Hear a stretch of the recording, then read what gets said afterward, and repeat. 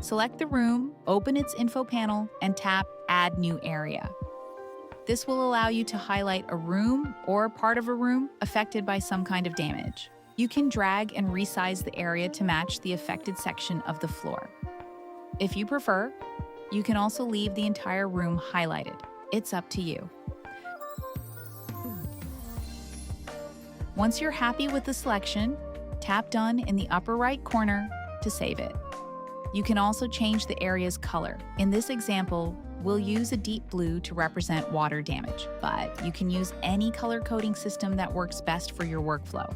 Part of the adjacent room is affected as well, so we'll follow the same steps. Add a new area, resize it to match the damaged floor section, and change it to the same shade of blue. Your project is now ready to be exported as an ESX file. All highlighted damage areas will be transferred to Xactimate as reference blocks.